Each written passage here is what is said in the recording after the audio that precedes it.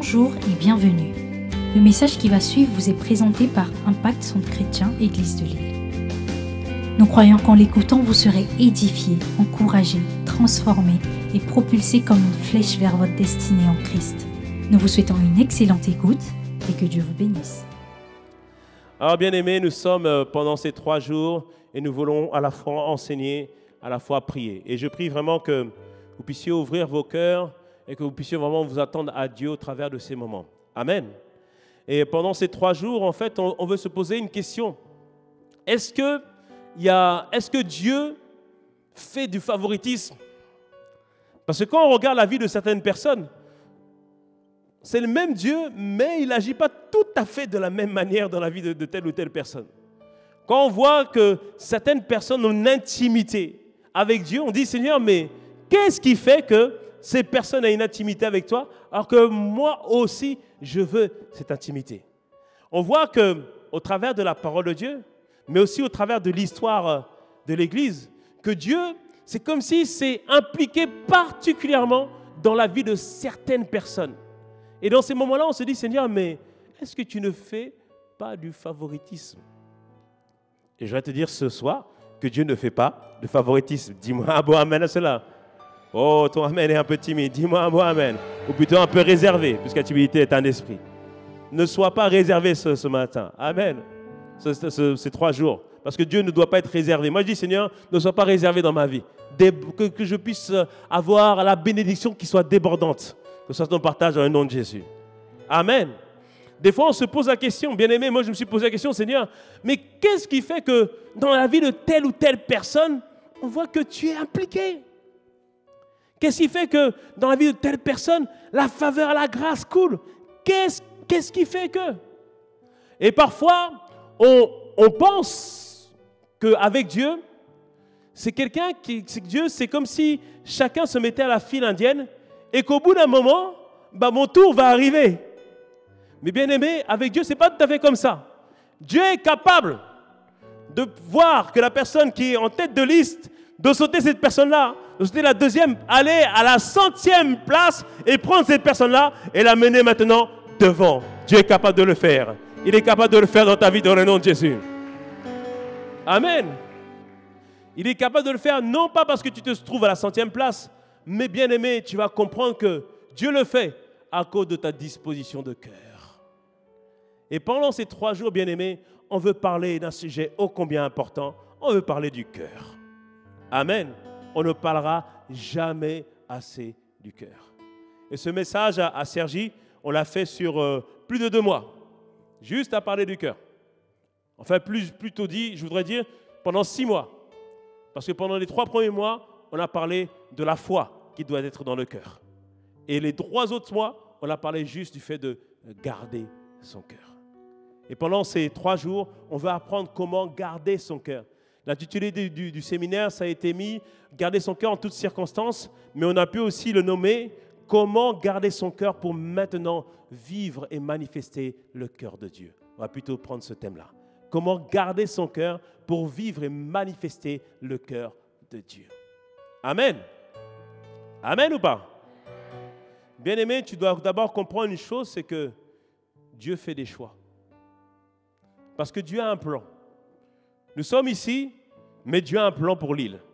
Dieu a un plan pour ton quartier. Dieu a un plan pour ta famille. Et lorsque Dieu veut accomplir un plan, Dieu ne descendra pas de son trône, mais il utilisera un homme, une femme pour accomplir pleinement ses plans. Est-ce que tu me suis ou pas? Et la Bible nous montre qu'il y a un homme que Dieu a trouvé, qui lui a été agréable, au travers duquel il a voulu accomplir ses volontés. Cet homme, c'est David. En Acte 13, verset 22, il est dit ceci, que David était l'homme selon le cœur de Dieu. Et il dit ceci, puis il l'ont rejeté, il leur suscita pour roi David, auquel il a rendu ce témoignage. J'ai trouvé David, fils d'Isaïe, homme selon mon cœur, qui accomplira toutes mes volontés. Parce que bien aimé, Dieu n'a pas... Il y a la volonté de Dieu et il y a les volontés de Dieu. Quand on parle des volontés de Dieu, Dieu a une volonté pour ta vie. Dieu a une volonté pour cette église. Dieu a une volonté pour ICC Lille. Dieu a une volonté pour l'île. Dieu a une volonté pour la France. Et moi, j'ai dit, Seigneur, ce verset, ça va être mon partage. Ça doit être écrit, il leur suscita pour roi. Parce que, bien-aimé, je suis un roi. Et tu es un roi dans le nom de Jésus. Dis-moi un bon amen. Alléluia. Ce que j'aime dans le royaume de Dieu, il n'y a pas de jalousie. Nous sommes tous des rois ou des reines. Alléluia. C'est-à-dire que dans mon domaine, je peux influencer. Alléluia. Il a cité pour roi Mateta. Alléluia. Que ce soit ton partage et que Dieu puisse dire au travers de toi, il a suscité, quel est ton prénom? Quel est ton prénom, mon frère? François, au travers duquel il va accomplir toutes ses volontés dans le nom de Jésus. Dis-moi un bon amen à cela. Alléluia. On voit que Dieu a trouvé en David un homme selon son cœur. Et bien aimé, tu dois comprendre que Dieu choisit. Dieu ne travaille pas avec tout le monde. Le verset commence par « Puis l'éléant rejeté ». Mais il est en train de parler de qui? Il parle du roi Saül. Le roi Saül, comment il est arrivé dans la place? Le peuple hébreu n'avait pas de roi. Parce que Dieu ne voulait pas qu'ils aient un roi. Puisque c'est lui le roi des rois et le seigneur des seigneurs. Mais ils ont regardé autour d'eux et ils ont vu que tous les peuples avaient un roi. Ils ont dit, nous aussi on veut un roi. Et c'est là que Saül est rentré dans la place. Dieu a pris Saül parce qu'il était grand, parce qu'il avait l'air fort, parce qu'il était beau, selon les critères des hommes. Et Dieu est tellement bon que Dieu voulait travailler avec Saül. Il voulait avancer avec Saül. Mais Saül, à cause de la désobéissance, à cause de désobéissance répétée, Dieu n'a plus travaillé avec lui. Bien-aimé, je prie que tu ne sois pas dans la désobéissance. Parce que Dieu est patient, mais à un moment donné, Dieu dit, j'ai mes projets, j'ai mes plans, j'ai mes volontés à accomplir. Et là, bien-aimé, il travaille avec quelqu'un d'autre. Et c'est ce qui est arrivé avec Saül. Dieu avait commencé à travailler avec Saül. Mais au bout d'un moment, en regardant l'attitude de Saül, la manière de se comporter de Saül, en 1 Samuel 15, verset 27, il dit ceci au sujet de Saül et de David, il dit qu'il a trouvé quelqu'un meilleur que Saül en la personne de David. Bien-aimé, je ne sais pas pour toi, mais j'ai dit, Seigneur, accorde-moi la grâce de faire partie de la catégorie des meilleurs. Dis-moi un bon amen à cela. Ah, bien-aimé, c'est une résolution que tu dois prendre aujourd'hui de faire partie de la catégorie des meilleurs. Ce n'est pas les gens les plus qualifiés de la catégorie des meilleurs, mais c'est les gens qui disent, Seigneur, même si je sais faire une petite chose, mais je vais le faire bien, rien parce que c'est pour toi. Dis-moi un bon amen à cela. C'est ça la catégorie des meilleurs. Dis-moi un bon amen à cela. Alléluia. Dis-moi un bon amen. Et tu dois vraiment comprendre et saisir cela que Dieu cherche, Dieu sélectionne. Et lorsque il a regardé, il a observé, il cherchait quelqu'un. Et il dit que dans la maison d'Isaïe, le père de David, il a trouvé un homme selon son cœur, un des fils d'Isaïe, avec lequel il va pouvoir travailler, avec lequel il va pouvoir bosser. Et il dit au prophète Samuel, va dans la maison d'Isaïe, va oindre un de ses fils. Et le prophète Samuel arrive dans la maison et il dit à Isaïe, aligne tes fils. Et le premier arrive. Il est beau. Samuel le regarde et dit, ah ah, certainement, c'est lui. Et le père dit, mais évidemment, c'est lui, puisque c'est l'aîné. Puisque la tradition veut que ce soit l'aîné qui puisse recevoir l'onction et la grâce. Et il veut le oindre. Mais Dieu dit, c'est pas lui. Ah bon? Non, c'est pas lui. Bon, le deuxième? Non, c'est pas lui. Le troisième? Non, c'est pas lui. Le quatrième? Non, c'est pas lui. Le cinquième, le chiffre de la grâce? Non, c'est pas lui. Oh! Le sixième? Non, c'est pas lui. Mais le septième, le chiffre de la perfection? Non, ce n'est pas lui. Et Samuel, sachant que Dieu ne se trompe pas, dis-moi, bon, amen à cela. Dieu ne se trompe pas. Alléluia. Il dit, mais Isaïe, t'as pas un autre fils quelque part? Et Isaïe dit, ah, si. Allez chercher le vaurien là-bas, David. Et ils amènent David. François, viens s'il te plaît. Frère François, viens. Tu seras David aujourd'hui. Viens par ici. Et ils amènent maintenant David. Et Dieu dit, c'est lui. Mais quand on regarde, attention, hein? Mais quand on regarde David, David n'était pas bien habillé. Hein? David était... excuse-moi, pardon. C'est bon, reste comme ça.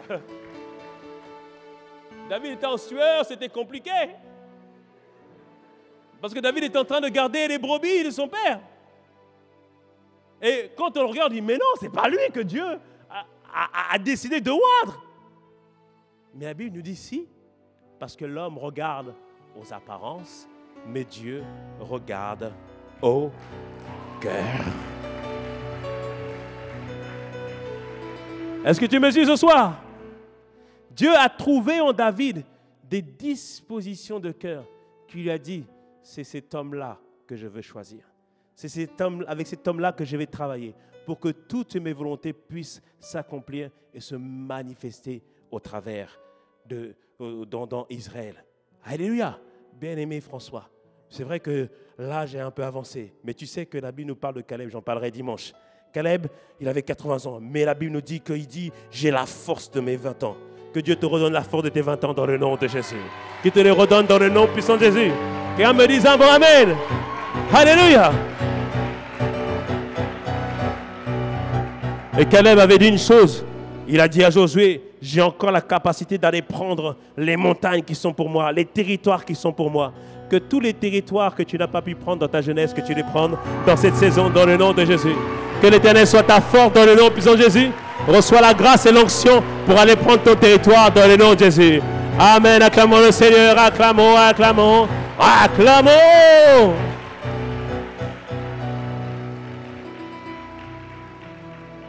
Quelqu'un me dit un bon amen.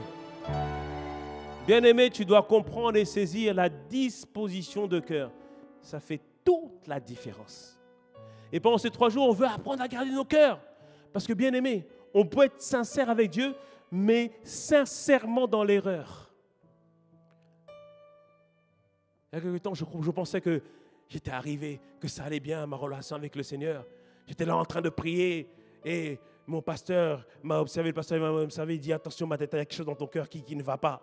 Il dit, comment ça? Et j'ai senti au fond de moi que je pensais que c'était bon déjà. Et là, Dieu m'a dit, mon gars, check encore ton cœur. J'ai dit, oh Seigneur. Bien-aimé, le cœur. La Bible nous dit en Matthieu 7,7, comme dit pasteur Marcelo, que ce soit jamais notre partage, ce passage, qui dit que beaucoup diront, Seigneur, Seigneur, n'avons pas prophétisé en ton nom, n'avons pas prié en ton nom, n'avons pas fait ton nom. Et il dit, je ne vous connais pas. J'ai dit, Seigneur, que ce ne soit pas mon partage dans le nom puissant de Jésus. Est-ce que tu me suis ou pas? C'est pour ça, bien-aimé, ce message-là, il est pour cette saison, il est pour la saison prochaine, il est pour dans 2 ans, il est pour dans 5 ans. Bien-aimé, ce sera toujours un message d'actualité. Dis-moi un bon amen. Il est pour toi, mais il est aussi pour ton voisin. Il est pour tous ceux qui ont abandonné la foi. Il est pour tous ceux qui se sont dispersés, bien-aimés. Ce message est tellement important, le cœur. Amen. Quand nous parlons du cœur, nous ne sommes pas en train de parler du cœur physique. Bien que tout à l'heure, on fera une allusion par rapport à cela. Mais nous sommes en train de parler de notre être intérieur. La source de nos motivations. Nous sommes en train de parler de ce qu'il y a à l'intérieur de nous. Alléluia. Quand je vais à la salle de sport, je vois des gars, ils sont balèzes, costauds. Ils soulèvent des trucs. Moi, là, tu es là, vraiment. Mais quand je dis, peut-être qu'il est costaud à l'extérieur, mais est-ce que son cœur, il tient le coup? Bien-aimé, le cœur, extrêmement important. L'être intérieur. Et on doit tous veiller à notre être intérieur. L'apôtre Pierre le disait en 1 Pierre 3 à partir du verset 3. 1 Pierre 3 à partir du verset 3, il disait « Ayez non cette parure extérieure qui consiste dans les cheveux tressés, les ornements d'or ou les habits qu'on revêt. » Bien-aimée, ma sœur, rassure-toi, l'apôtre Pierre ne disait pas que tu ne dois pas te maquiller, que tu ne dois pas mettre des tresses. Mets tout ça. Dis-moi bon amen. Alléluia. Tu peux mettre des tresses, tu peux te maquiller. Bon, n'exagère pas. Alléluia. Moi, Sergi, j'ai dit à tous les frères, tu as le droit de demander à la sœur, ma sœur, va sans maquillage, viens, je veux te voir sans maquillage, comme ça, il n'y a pas de surprise après la nuit de noces. Dis-moi un bon amen. Dis-moi un bon amen. Alléluia. Donc, tu peux mettre tout ça. Mais il précise au verset 4, mais la parure intérieure cachée dans le cœur, la pureté incorruptible d'un esprit doux et paisible qui est d'un grand prix devant Dieu. Il disait ici, le plus important pour Dieu, c'est l'intérieur. Le plus important, c'est ce que nous sommes à l'intérieur. C'est ça, le cœur, ce que nous sommes à l'intérieur. Et quand nous parlons du cœur, il y a plusieurs domaines qui touchent le cœur. Le cœur, premièrement, il y a la conscience. Quand on fait une erreur, quand on désobéit, est-ce qu'on ne sent pas une espèce de froideur à l'intérieur de nous? Bien-aimé, ça c'est la conscience qui est en train de te parler. Alléluia. Et la conscience fait partie du cœur. La conscience, c'est ce qui nous permet de juger ce qui est bon et ce qui est mal. Est-ce que tu me suis ou pas? La conscience fait partie du cœur. Et bien-aimé, je prie que tu gardes toujours une conscience pure devant le Seigneur. La Bible nous dit en ceci, 1 Timothée 1, verset 18 à 19. Il dit le commandement que je t'adresse, Timothée. Paul qui parle à Timothée. 1 Timothée 1, verset 18 à 19. Il dit le commandement que je t'adresse, Timothée, mon enfant, sont les prophéties faites précédemment à ton sujet. C'est que d'après elles, tu combattes le bon combat en gardant la foi et une bonne conscience. Cette conscience, quelques-uns l'ont perdue et ont fait naufrage par rapport à la foi. Bien-aimé, il faut garder toujours une bonne conscience devant Dieu. Il n'y a rien de pire que de pécher et de ne rien ressentir dans notre cœur. Il n'y a rien de pire que de faire quelque chose de mal et dire « Non, c'est bien ». C'est pour ça que David pouvait prier « Seigneur, inspecte-moi, regarde-moi. Si je suis sur le mauvais chemin, si je me suis détourné, ramène-moi sur le chemin de l'éternité. Ramène-moi toujours sur le bon chemin. » Bien-aimé, combien de fois tu pries pour cela? Pour dire, Seigneur, si je me suis dérouté, ramène-moi sur le bon chemin. Quand tu sens que ton cœur devient froid, est-ce que tu as prié, Seigneur, rends ma conscience pure. Ne me fais pas apprécier les choses que le monde apprécie. Ne me fais pas appeler ce qui est mal bien. Ne me fais pas dire que ce qui est péché n'est pas péché. Bien-aimé, il faut toujours prier pour garder une conscience pure devant le Seigneur. Est-ce que tu me suis ou pas? Ah, bien-aimé, on peut être séduit. La conscience peut être altérée. On en parlera tout à l'heure. Dans le cœur, il y a la conscience. Dis avec moi la conscience. Mais dans le cœur, il y a aussi toutes les choses auxquelles nous sommes attachés. Bien-aimé, on doit être attaché à Dieu. Dis-moi un bon amen. Mais parfois, dans notre cœur, nous sommes attachés à d'autres choses. Il y en a certains frères ou certaines sœurs, le dimanche matin, ils sont tristes. Je dis, mais qu'est-ce qui se passe? Le PSG a perdu la Coupe de France hier. Ils sont plus attachés à l'équipe de foot qu'attachés à Dieu. Amen. Bien-aimé, ton attachement doit être au Seigneur. Est-ce que tu me suis ou pas? C'est pour ça que la Bible nous dit ceci, en Psaume 62, verset 8, Psaume, verset 2, 68, il nous dit, en tout temps, peuple, confiez-vous. On lit ensemble. Confiez-vous en. Ensuite, il dit quoi? Vos cœurs en. Dieu est. Amen. Il dit quoi? Quand tu viens dans la présence de Dieu, répands ton cœur.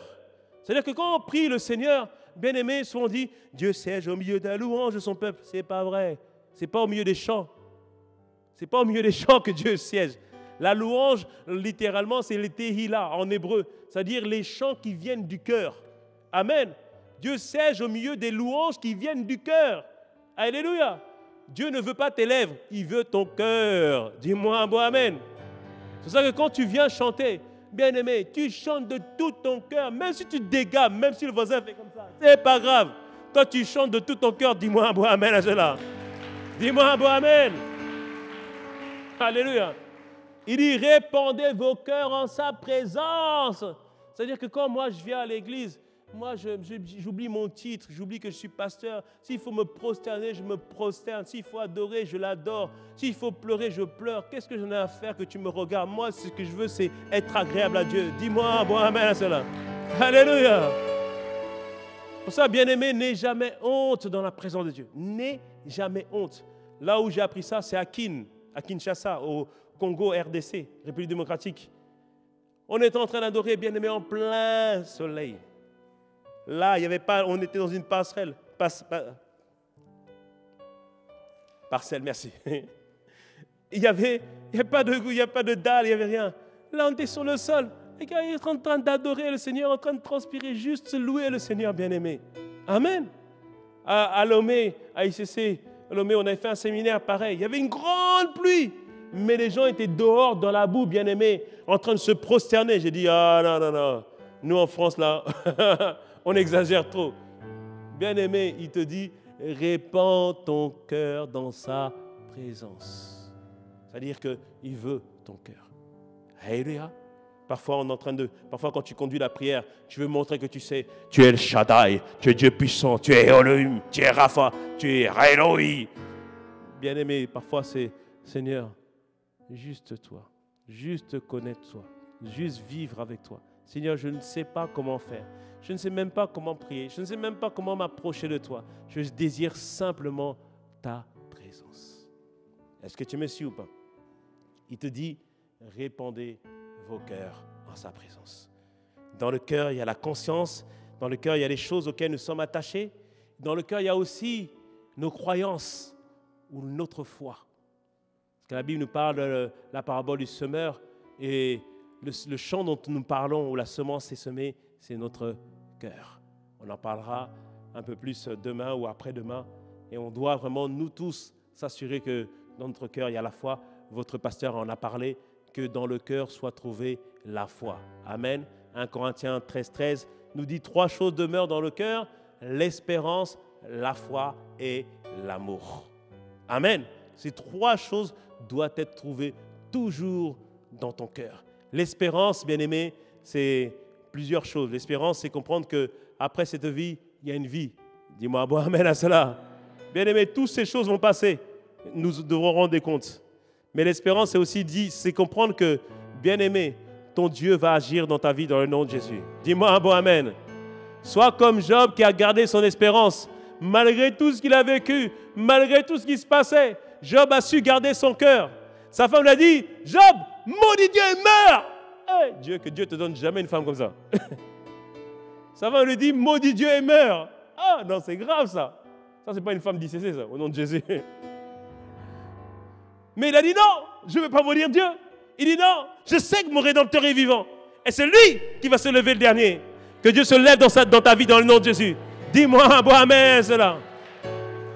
Amen. Garde toujours ton espérance. Garde aussi toujours ta foi. La foi, c'est la parole que tu as entendue de Dieu. Tu sais que Dieu a dit, on en parlera quand on parlera de Caleb. Il avait reçu une parole de Dieu et il savait que Dieu allait accomplir ses paroles. Il savait que tout ce que Dieu a dit, il a proclamé, il le fera, il le réalisera. Quelles sont les paroles que tu as retenues depuis le début de l'année? Il y a plusieurs paroles qui ont été proclamées sur nous. Bien-aimé, garde-les dans ton cœur et tu les verras s'accomplir dans le nom puissant de Jésus. Alléluia. Dans notre cœur, il y a la foi. Et après, on parlera tout à l'heure de l'amour, demain, de l'amour. Amen. Et dans notre cœur, il y a aussi les résolutions, les décisions qu'on prend. Parce que parfois on dit, j'ai résolu dans mon cœur. Quand je dis j'ai résolu dans mon cœur, c'est-à-dire que j'ai décidé. Et qu'à partir du moment où j'ai décidé, personne ne peut me faire bouger. Amen. La Bible nous parle en Daniel 1,8 que Daniel résolut de ne pas se souiller et de ne pas manger les mets du roi. C'est-à-dire qu'il résolut dans son cœur que jamais il va se souiller. Bien-aimé, parfois on dit, il ne faut jamais dire jamais. Ce n'est pas vrai. Dis-moi un mot, amen à cela. Il y a des choses auxquelles il faut dire jamais. Je dis, Seigneur, jamais par la grâce de Dieu, je ne te trahirai. C'est-à-dire que tu dois prendre des résolutions. Et il faut que dans nos cœurs, qu'il y ait des résolutions certaines. Et je voudrais te dire une chose. Il faut que tu arrives au stade de ta vie où tu sais que là où tu es arrivé, tu ne retourneras plus jamais en arrière avec le Seigneur. Dis-moi un bon amen à cela. Dis-moi un bon amen à cela. Comme une fois, une jeune fille est venue me voir la dernière fois. Elle me dit, pasteur, j'ai l'impression que j'ai envie de retourner dans le monde. Je dis, ah bon? Tu veux goûter quoi? Tu veux retourner quoi dans le monde? Tu veux retourner quoi dans le monde? La boue qu'il y avait là-bas? La tristesse qu'il y avait là-bas? Les oppressions qu'il y avait là-bas? Non, jamais, bien-aimé. Il y a un stade avec Dieu. Tu dois arriver au stade où, dans ton cœur, tu sais que par la grâce de Dieu, tu ne retourneras pas en arrière. Que ce soit ton partage dans le nom puissant de Jésus. J'ai dit que ce soit ton partage dans le nom de Jésus. Amen. Et bien aimé, pour avoir une telle résolution, il n'y a pas besoin d'avoir 40 ans avec un peu de barbe blanche. Non, non, non. Non, des fois, on a juste 15 ans, mais on est résolu. Oh, moi, nos jeunes, nos ados, à ici, c'est Sergi, mais ils m'étonnent. Ils te challengent. Même toi, en tant que pasteur, tu revois ta relation avec Dieu. L'autre jour, j'avais pris le train, j'allais au campus, je rencontre 2 ados. J'ai dit, alors comment ça va? Oui, ça va, pasteur et tout. Il dit, alors, qu'est-ce que vous faites? On va appeler les âmes. Je dis, comment ça vous allez appeler les âmes? Oui, parce que mardi, on est sortis. Ah bon, je vous ai sorti? Oui, on est sortis. On a gagné des âmes. Et là, on va les appeler. Je dis, waouh! Mais c'est quoi? C'est des âmes de quel âge? Il dit, non, il y a même des vieux, papa. Pasteur, il y a même des vieux. On les a gagnés. Et pasteur a dit, on a vu Dieu agir. On a vu Dieu faire un grand miracle. Il dit, qu'est-ce qui s'est passé? Il y a une dame qui avait une béquille. On a prié pour elle. Et Dieu a permis qu'elle marche. Il dit, waouh!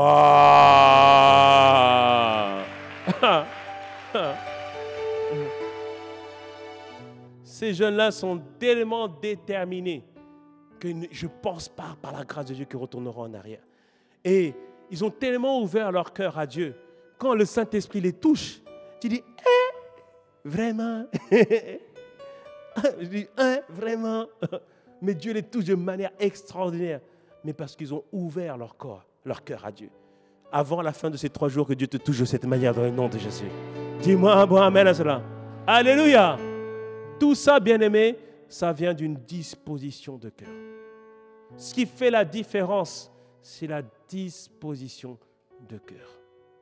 Donc on a dit dans le cœur, il y a quoi? Il y a la conscience. Il y a quoi encore? Les choses auxquelles nous sommes attachés. Il y a et il y a aussi nos résolutions et nos décisions. Et tu dois vraiment comprendre et saisir, bien-aimé, que l'état de ton cœur est déterminant pour ta vie. Alléluia, tu me suis ou pas? Là, aujourd'hui, on pose les fondements. L'état de notre cœur est tellement déterminant pour notre vie.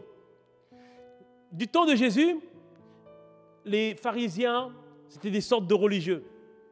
Et pour eux, pour être agréable à Dieu, il fallait suivre toutes sortes de préceptes. Ils suivaient à peu près 913 préceptes qu'ils devaient suivre. Et les préceptes, ça incluait des rites qu'ils devaient faire. Et notamment, des rites par rapport au fait de se laver les mains.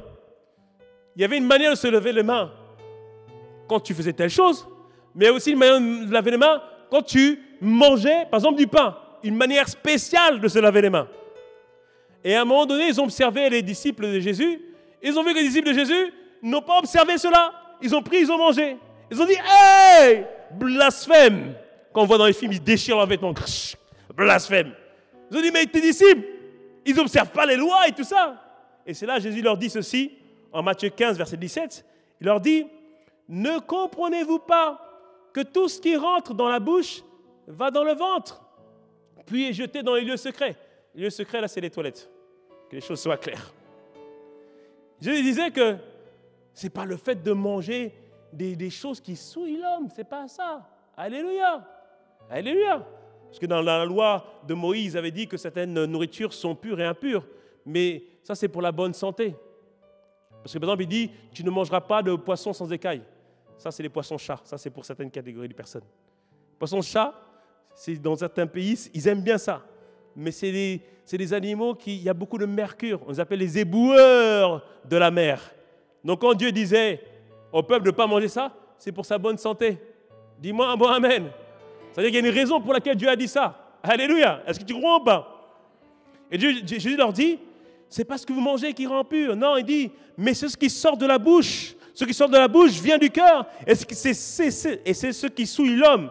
C'est du cœur que viennent les mauvaises pensées, les meurtres, les adultères, les impudicités, les vols, les faux témoignages, les calomnies. Il dit, voilà les choses qui souillent l'homme. Mais manger sans s'être lavé les mains, c'est pas ça qui souille l'homme.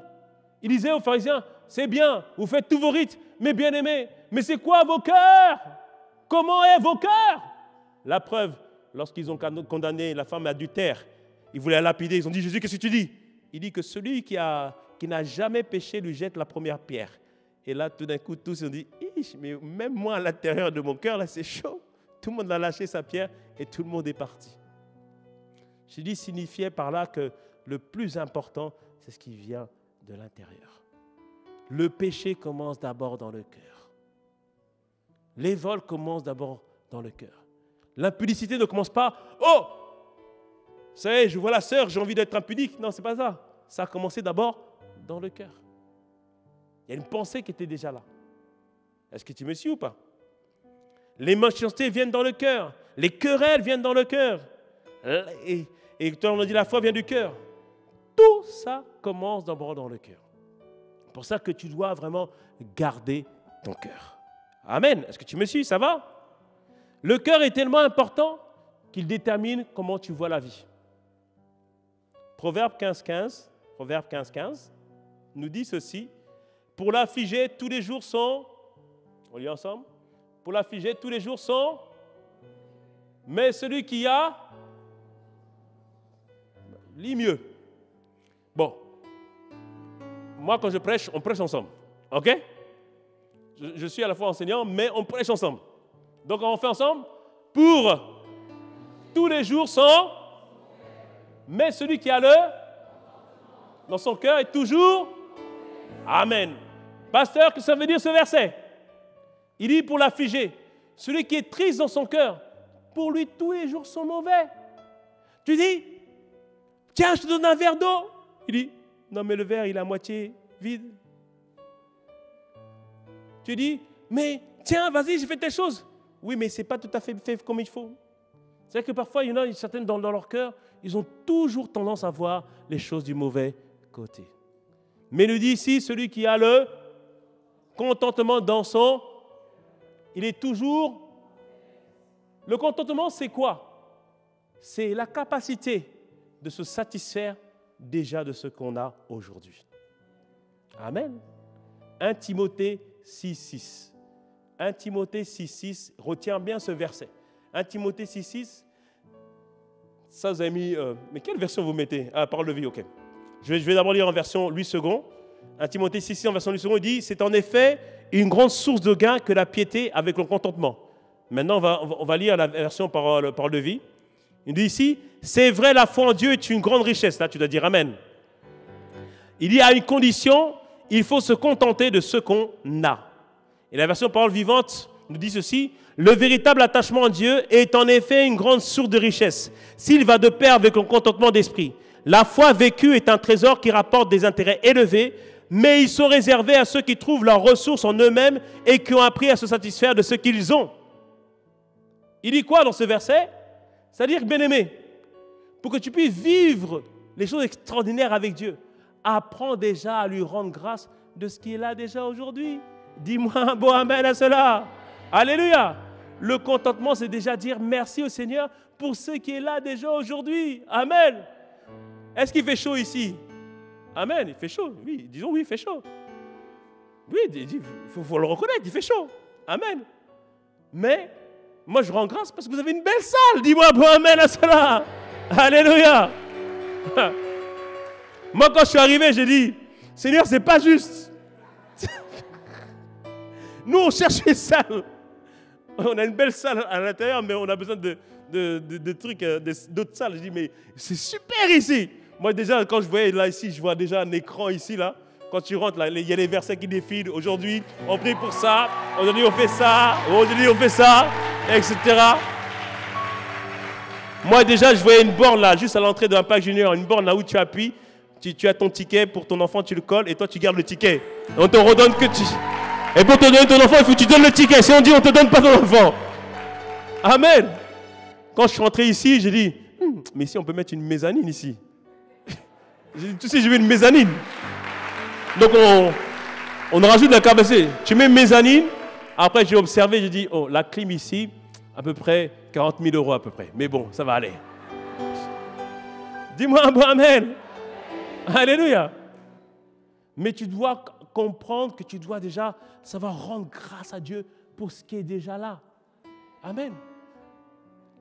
Être dans le contentement, ça ne veut pas dire que Seigneur, ça me suffit, tout ça. Non, non, j'espère plus. Mais je bénis Dieu qu'il y a quelque chose qui a commencé. Amen. Dis-moi un bon amen. C'est-à-dire qu'aujourd'hui, il y a des choses que tu ne vois pas encore avec Dieu. Il y a des grâces, des onctions que tu ne vois pas encore. Mais bénis Dieu parce que tu as une relation, une intimité avec le Seigneur. Dis-moi, bon amen à cela. Alléluia. Et il faut savoir rendre grâce à Dieu. C'est ça le contentement, bien-aimé. Amen. Et le contentement, j'ai regardé, mais j'ai dit, mais Seigneur, je regardais plusieurs reportages sur Netflix, des reportages qui parlent du mouvement du minimaliste aux États-Unis, où les gens se sont aperçus que ce mode de consommation, ça ne sert à rien. Les gens achètent plein de choses pour se sentir bien. Mais les gens se sont aperçus que, finalement, pour se sentir bien, on peut diminuer les choses et juste se contenter de ce qu'on a. Mais je me suis dit, mais Seigneur, mais ça, nous, on l'a déjà dans la parole de Dieu. C'est pour ça qu'à l'église primitive, il disait qu'ils mettaient tout en commun. Amen. Et il n'y avait plus d'indigents au milieu d'eux. C'est ça, bien-aimé. C'est-à-dire que quand on apprend à se contenter déjà de ce qu'on a, sans chercher à avoir la grosse voiture, Seigneur, merci, j'ai au moins une voiture qui me fait déplacer. Du coup, on ne cherche pas des désirs vains, on ne cherche pas à obtenir quelque chose. On n'est pas jaloux de la sœur, on n'est pas jaloux du frère, dis-moi un bon amen. Alléluia. Alléluia. Même si c'est le frère que tu voulais épouser, tu rends grâce à Dieu. Certainement, Dieu a mieux pour toi, dis-moi un bon amen. Alléluia. Bien-aimés, nous devons être les personnes les plus joyeuses. Amen. Un chrétien, je suis désolé, en tant que chrétien, on ne doit pas être malheureux. Ça peut durer quelques heures, mais pas toute une journée. Alléluia, non, pas toute une journée. On parlera demain, comment parler à son âme, bien-aimé. Chaque fois que tu te lèves le matin, pense aux privilèges, aux grâces que tu as eues ce matin. Même aujourd'hui. Quelqu'un me dit, mais pasteur, où sont les privilèges que toi tu vois? Ce matin, tu as pu prendre ta douche, non? Privilège. C'est privilège, je te dis. C'est un privilège. Ça, je te dis. Je suis parti dans un certain pays. J'ai voulu prendre ma douche. Pas d'eau. Je dis, mince. C'est là que tu comprends que l'eau, c'est une grâce. Tu as pu te déplacer. Même si tu as fait le chemin à pied. Bien-aimé, tu es arrivé, il n'y a pas de taliban qui a tiré sur toi. On n'a pas voulu te kidnapper parce que tu es chrétien. Tu es arrivé tranquille, louer ton Seigneur. Bien-aimé, c'est un privilège.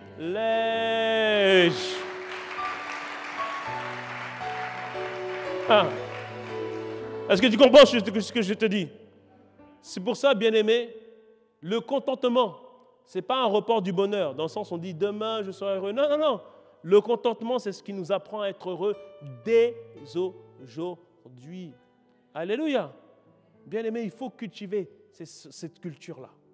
Ça change toute ta vie. Tu es tranquille. Tu n'as plus de tracas. Tu dis, Seigneur, merci. Tu rends grâce au Seigneur pour le peu que tu as. Alléluia. Et rappelez-vous, toujours l'action de grâce multiplie. C'est ça qui provoque le miracle.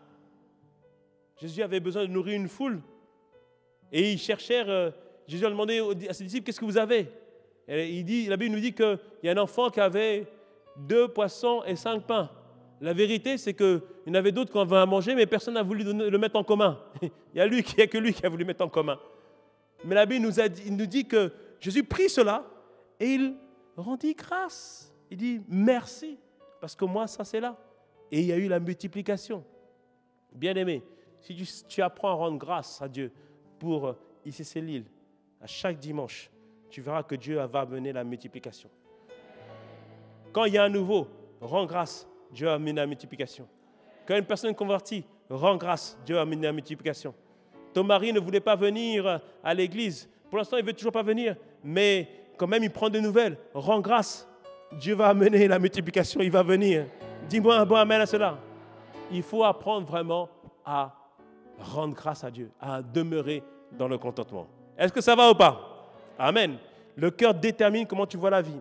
Le cœur détermine aussi le cœur soutient le corps et procure la bonne santé. Alléluia.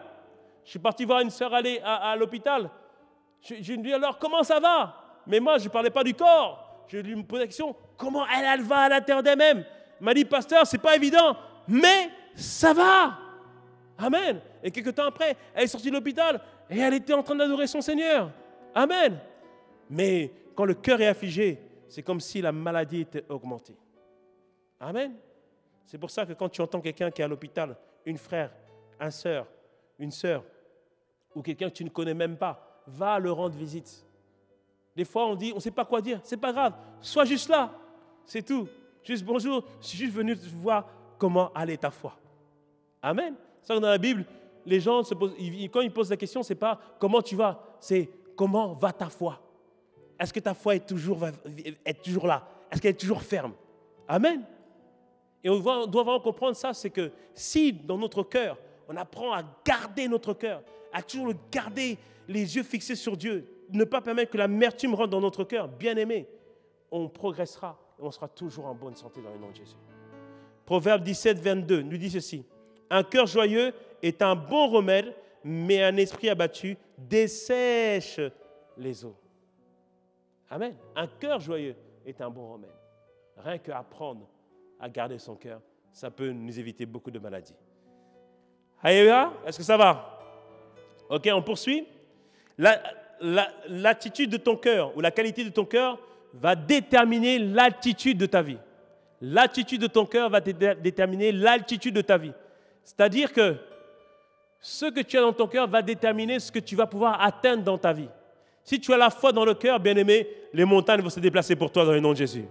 Mais si elle a peur, aïe, aïe, aïe, aïe, aïe, aïe, aïe, aïe, que ce ne soit pas ton cas dans le nom de Jésus. Si elle a l'espoir dans le cœur, bien-aimé, tu vas affronter les situations. Mais, bien-aimé, si elle a le désespoir, tout est noir, noir c'est noir. Tu connais la chanson. C'est pour ça que, bien-aimé, plus que jamais, Proverbe 4, 23. Garde ton cœur plus que toute, car de lui viennent les sources de la vie. Amen. Ça, tu dois apprendre par cœur. Proverbe 4, 23. Garde ton cœur plus que toute autre chose. Dans la version Amplify, la version anglaise, il dit « Garde ton cœur de manière diligente. Fais attention à ton cœur. Parce que tu dois préserver ton cœur. Parce que de lui viennent les sources de la vie. » Quand on prend le cœur physique, ça prend le sang et il va alimenter, il va faire circuler le sang dans tous les organes afin que tous les organes puissent recevoir tous les nutriments, tout ce qu'ils ont besoin pour fonctionner correctement. C'est bien ça, docteur? Donc le cœur est important. Il va alimenter tout le corps. De la même manière, l'état de notre cœur est important parce que ça va alimenter tous les domaines de notre vie. Amen. Et c'est pour ça, plus que jamais, bien aimé, on doit garder notre cœur. Et nous voulons faire un cas pratique, mais avant, je vais te dire simplement 3 portes d'entrée du cœur. Il y a 3 portes d'entrée au cœur. La première porte, c'est les paroles que nous entendons. Amen. Par exemple, tous les dragueurs savent qu'il suffit de dire des bonnes paroles à une femme pour que son cœur soit gagné. Les paroles que nous entendons peuvent toucher notre cœur ou peuvent même produire la peur dans notre cœur. On en parlera demain en parlant de à qui as-tu donné accès à ton cœur. Il y a aussi une des portes d'entrée du cœur, c'est les images, c'est-à-dire l'imagination. La Bible nous dit que lorsque Dieu voulait susciter la foi en Abraham, il dit à Abraham, sors, regarde les étoiles, compte-les, ainsi sera ta postérité. Ainsi, à chaque fois que Abraham n'en pouvait plus, il suffisait qu'il regarde les étoiles et il dit, ah non, je sais que mon Dieu va accomplir, ainsi sera ma postérité. Les images, ce que nous voyons. Et la dernière porte d'entrée du cœur, c'est tout ce que nous ressentons. Tout ce que nous ressentons, les émotions que nous ressentons. Tout ça, ce sont des portes d'entrée du cœur. C'est pour ça que quand tu regardes un film, ils font exprès de mettre une musique particulière. Là, tu dis, tout d'un coup, tu dis, la situation n'est pas normale. Bien aimé, c'est les émotions. Arrête, parce que là, on va amener notre ambiance. Il y en a qui vont dire, oh là là, qu'est-ce qui se passe ici? Et dans les publicités, c'est ce qu'ils utilisent. Les paroles, la bonne musique. Des fois, tu as des boissons. La boisson est mauvaise pour la santé. Mais tu vois, les gens, ils sont heureux de boire la boisson. Ils sont contents de boire la boisson. En plus, ils font des gens musclés. Mais la boisson, si tu la bois, toi, tu ne seras pas musclé. Ils te font des trucs comme ça. Et tu dis, mais... Et après, le but, c'est de te donner un message, de toucher ton cœur, afin que, je vais aller acheter cette boisson-là. Amen. Est-ce qu'on comprend ou pas? Tout ça, c'est les portes d'entrée du cœur. Donc les portes d'entrée, c'est quoi? C'est les paroles, ensuite les images ou l'imagination, et troisièmement, c'est ce qu'on ressent. Ok, maintenant, cas pratique. La trahison de Judas vis-à-vis de Jésus. Quelqu'un me dit, pasteur, moi, tu sais, moi, je ne trahirai jamais quelqu'un. Bien aimé, il faut savoir garder son cœur. Alléluia. Et comment Judas a pu trahir Jésus?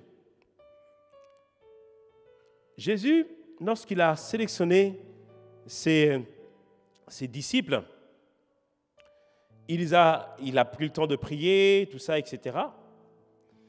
Et la plupart des disciples qui ont été choisis, ils venaient tous de Galilée, sauf Judas, qui venait d'une autre région. Et vous savez, lorsque tout le monde vient d'une région, et quelqu'un d'autre ne vient pas d'une région, on a tendance souvent à faire des cercles. Et Judas, lorsqu'il venait, parfois, il devait se dire, voici encore la famille des Galiléens. Moi, je ne suis pas un Galiléen. Certainement, ils devaient parler leur patois, leur expression.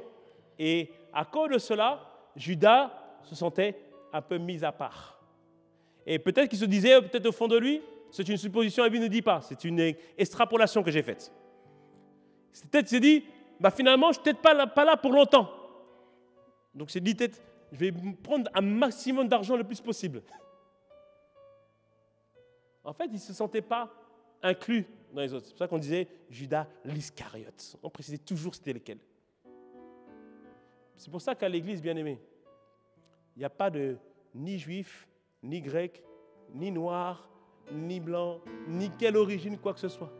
Nous sommes tous une seule famille. Que quelqu'un me dise un bon amen à cela. Quelqu'un me dise un bon amen à cela. Amen. Il y a une dame qui nous a écrit un message, elle dit, oui, quand je suis venu à l'église, il y avait tellement la présence de Dieu que je n'ai pas fait attention que vous n'étiez pas beaucoup de blancs. Je dis, amen, gloire au Seigneur. Bien-aimés en Christ, tout ça est aboli. C'est pour ça que dans l'église, accueillons les gens et faisons en sorte que notre église soit une église multiculturelle. Alléluia. Moi, quand il y a trop de chants africains, je vais voir les musiciens. La semaine prochaine, si vous me jouez encore cela, c'est-à-dire que tout le monde est le bienvenu. On doit tous accueillir tout le monde. Amen. Et quand on est plusieurs de la même langue, on ne parle pas la langue ici. On la parlera dehors. Mais ici, c'est le français ou les langues du ciel. Amen. Donc c'est le français ou les langues. Ou parfois maintenant anglais, espagnol, les langues qu'on peut parler. Amen. Mais c'est important. Judas se sentait un peu mis à part. Les autres, c'était les Galiléens. Nous, on est les Galiléens. On est entre nous. Ils se sentaient un peu mis à part. Et après, en Jean 12, donc Jean 12, c'est après Jean 11. Et Jean 11, c'est Lazare. Alléluia. Donc, en Jean 11, Jésus a ressuscité Lazare. Et en Jean 12, Marie, la sœur de Lazare, a pris un parfum de grande valeur et l'a répandu sur Jésus. Et Judas, voyant ça, il dit, mais pourquoi on a fait cela? On aurait dû prendre ce parfum et le vendre aux pauvres. Ainsi, on aurait pu en prendre soin. Bon, la vérité, c'est qu'il faisait ça parce qu'il voulait prendre l'argent. Mais à ce moment-là, Jésus l'a repris et dit, non, elle a fait ça, c'est pour annoncer ma sépulture. Les pauvres, vous aurez toujours avec vous. Mais elle a fait ça pour pouvoir préparer ma sépulture. Et Judas, lorsque il a entendu ça, il a dit, alors là, ça c'est la goutte d'eau qui fait déborder le vase. C'est-à-dire qu'il s'est senti offensé. Bien-aimé, l'offense, c'est une des voies d'accès par lesquelles le diable veut passer pour te couper de ta destinée, pour te couper de tes relations et faire en sorte que tu ne sois même plus sur le chemin que Dieu a tracé pour toi. L'offense, bien-aimé, très dangereux, très dangereuse. Et s'est senti offensé parce qu'on l'a repris. Déjà, il n'était pas un Galiléen, il se sentait mis à part. Maintenant, le maître le reprend. Alors là, attends. En plus, il parle que bientôt il va mourir. Alors là, attends. C'est pour ça que, bien-aimé, quand on te reprend, comment tu réagis? Il y a un de nos jeunes, on l'a proposé en tant que... On voulait enfin, il y a le groupe des jeunes, et le groupe des jeunes voulait le proposer en tant que référent. Après, j'ai dit, on ne peut pas le mettre référent. Je ne le sens pas trop. Et après, j'ai dit, mais pas pourquoi tu ne le sens pas? Et après, je dis, mais qu'est-ce qu'il a l'habitude de dire? Quelles sont les choses qu'il dit? Tout ça, etc. Et après, une fois, il a dit que, oui, j'ai vu pasteur reprendre quelqu'un. Il dit, si c'est moi s'il m'aurait appris comme ça, alors là, je me serais fâché. Je dis, Ça, c'est une personne qui n'apprécie jamais la réprimande. Bien-aimé, comment tu réagis lorsqu'on te reprend? Est-ce que tu comprends que c'est pour ton bien? Est-ce que tu comprends que c'est pour ton avancement? Judas s'est offensé, mais Jésus ne l'a pas repris de manière si sévère que ça. À Pierre, il a dit, aïe de moi, Satan! Mais Pierre ne l'a pas trahi, enfin, il ne s'est pas offensé pour ça. Vous comprenez ou pas? Ce disciple a dit, race de vipère. Non, il a dit, genre de peu de foi. Il dit ça à un disciple. Mais imagine-toi, le pasteur Oli te dit ça. Genre de peu de foi. Je suis sûr, ton voisin, il prend son sac et dit, attends là, mais pour qui il se prend, lui, quoi? Je viens et tout, je vais à l'église pour louer Dieu. Il me dit, genre de peu de foi.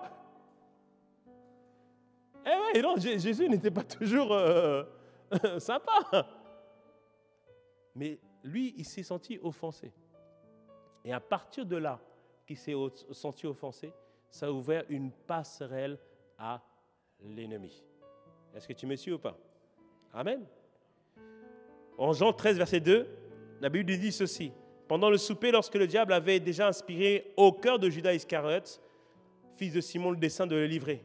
C'est-à-dire que, à cause de l'offense, maintenant Satan a commencé à inspirer certaines choses. Il dit, hey, tu vas le vendre, il va mourir bientôt. Vends-le aux pharisiens. En plus, tu vas gagner de l'argent. C'est ça. Lorsque l'offense est là, l'ennemi peut t'insuffler des choses que tu n'aurais jamais pensé faire. Faire du mal à quelqu'un, faire du mal à tes amis. Tout ça à cause de l'offense. Hey, mon frère, n'offense jamais ta femme.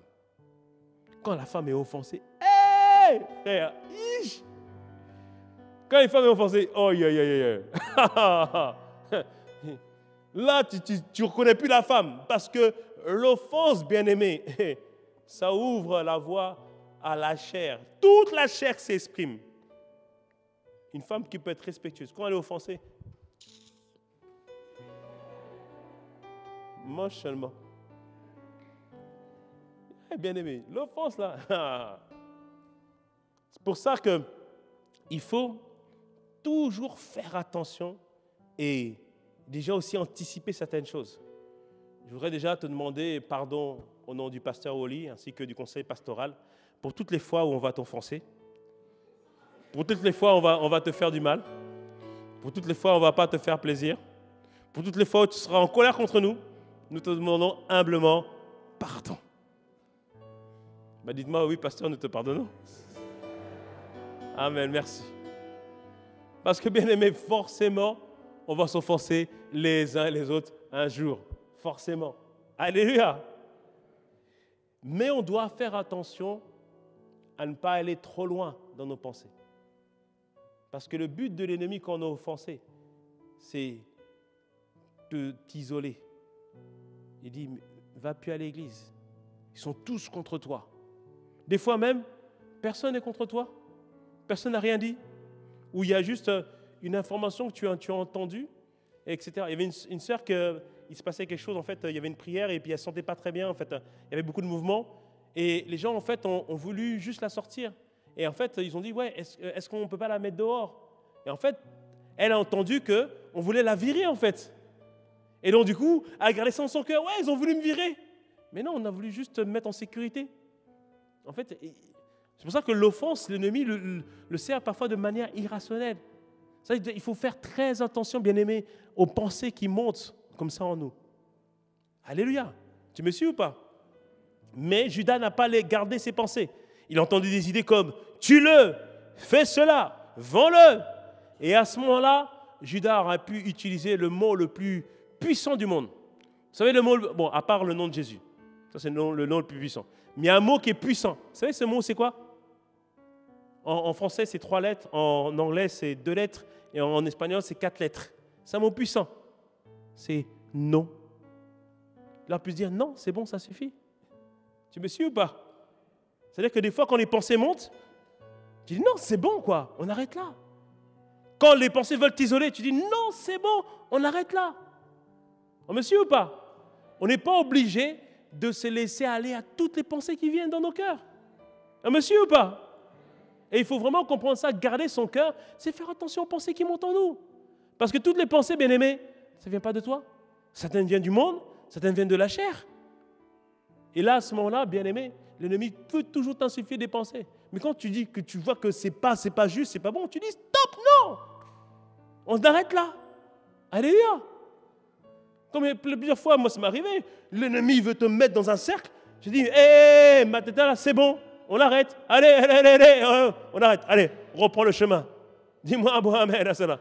Amen. Des fois, il faut se parler aussi de manière un peu dure, sévère vis-à-vis de soi. Et dire, allez, c'est bon, on arrête là. Non, stop. On va vers autre chose. Quelqu'un me dise un bon amen à cela. Amen. Et des fois, il faut dire, non, stop, c'est bon, on pardonne. On avance. On fait table rase, on avance, on progresse. Est-ce que me suit ou pas ce soir? Amen. Vous voyez que Judas a pu garder son cœur. Mais comme il n'a pas gardé son cœur, Satan lui a insufflé des pensées, des idées. Et la Bible nous dit en Jean 32, versets 26 à 27, qu'à un moment donné, Jésus dit, je prends ce morceau de pain, je vais le tremper, et celui avec qui j'ai donné, c'est celui qui va me trahir. Et là, à ce moment-là, il aura pu te dire, non, je ne prends pas. Mais la Bible nous dit qu'on a donné un morceau de pain, et il a pris le morceau de pain. Au verset 27, regarde ce qui est écrit. Verset 27, dès que le morceau fut donné, Satan, il dit quoi? Satan entra dans Judas.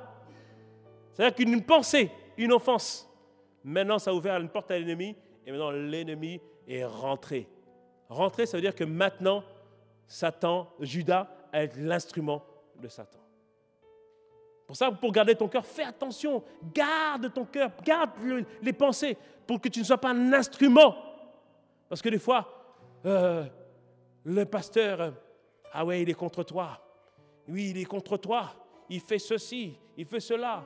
Une personne qu'on a pris soin, on l'a pris dans la boue du péché, on l'a gardée, on l'a préservée. Elle a commencé maintenant à répandre des mensonges sur nous. Tout ça à cause de l'offense. Parce que les gens, le pire des choses, c'est quand les gens viennent s'asseoir. Tu n'as pas remarqué que son attitude envers toi est différente? Regarde comment il traite les autres. C'est pas pareil.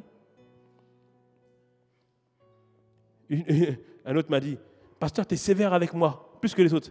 Mais je suis sévère avec toi parce que tu te dis mon enfant, donc je te dois être plus sévère envers toi. Amen. Imagine-toi, quelqu'un qui vient dire, c'est mon papa. La personne, tu la regardes, tu te retrouves pas. Ah non. Et il faut faire très attention aux pensées qui sont insufflées. Et ne pas s'asseoir auprès des gens moqueurs, nous dit Psaume 1. C'est-à-dire que tu ne dois pas t'asseoir auprès des moqueurs. Regarde le pasteur aujourd'hui, tu as vu comment elle est? Non, bien aimé, pardon. Reste calme. On me suit ou pas? C'est-à-dire qu'on doit vraiment faire attention pour ne pas devenir un instrument entre les mains de Satan.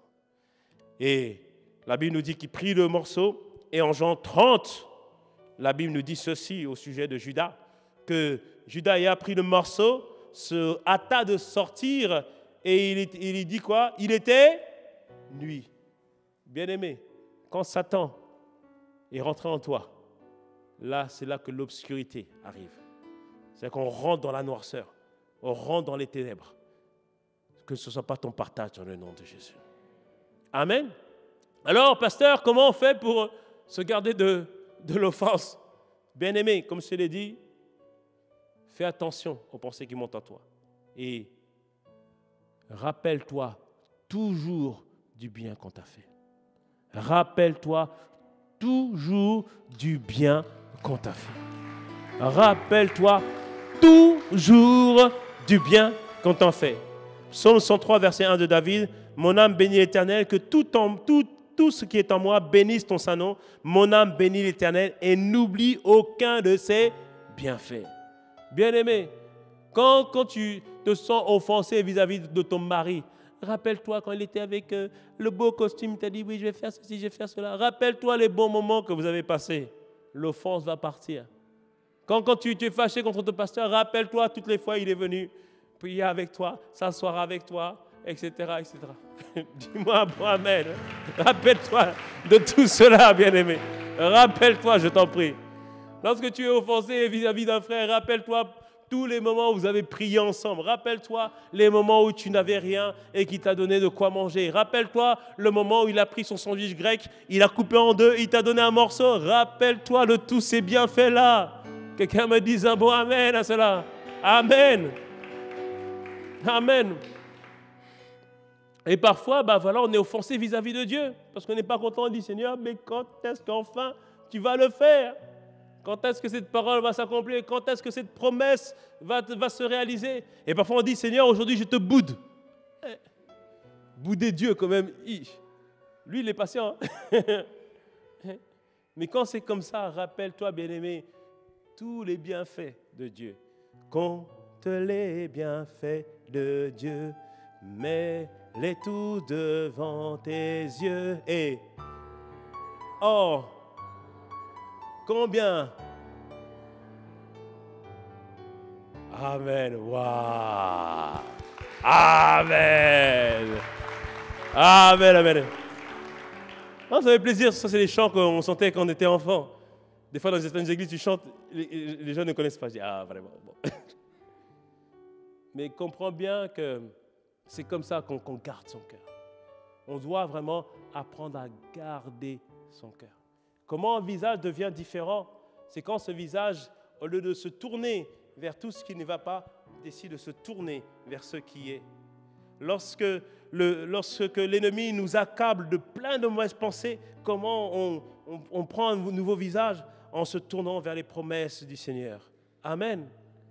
Et bien aimé, plus que jamais en cette première soirée, Dieu veut vraiment nettoyer le cœur de plusieurs d'entre nous, nous libérer de toutes ces choses qui nous ont accablés. Et je prie que tu comprennes simplement le message qui a été donné aujourd'hui. Comprendre et saisir, bien-aimé, que nous ne sommes, personne n'est à l'abri. Ce n'est pas le titre qui met à l'abri. Tu comprendras ça demain ou après-demain. Ce n'est pas l'onction qui met à l'abri. Oh, bien-aimé, non, ce n'est pas l'onction qui met à l'abri. Mais c'est un cœur qui a dit, Seigneur, accorde-moi la grâce de garder mon cœur. Accorde-moi la grâce de faire attention. C'est un cœur qui dit à chaque fois, Seigneur, regarde en moi, inspecte en moi, scrute en moi. Si je suis sur le mauvais chemin, si je ne suis pas sur le bon chemin, si j'ai pris le chemin qui me mène à la mort, ramène-moi sur le chemin de l'éternité. Amen. Y a-t-il quelqu'un qui veut prier maintenant? Y a-t-il quelqu'un qui veut demander à Dieu de pouvoir simplement regarder son cœur? Oh Père, ce soir nous t'en prions.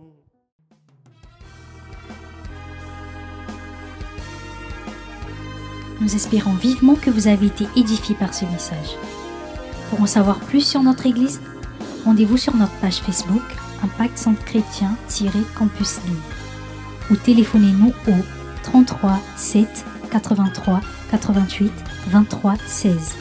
À très bientôt et que Dieu vous bénisse.